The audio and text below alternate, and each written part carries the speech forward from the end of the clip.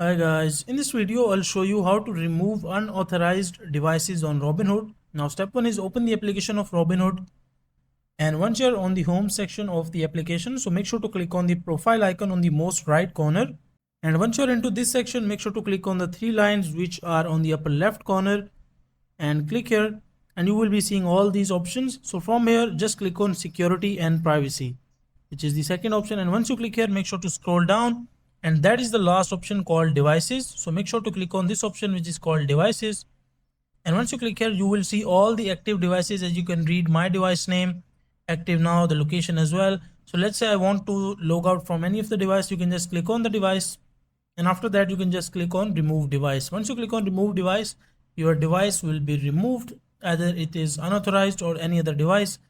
So that is how you can remove unauthorized devices from the Robinhood. Now make sure to like the video and subscribe to the channel if you find this video useful.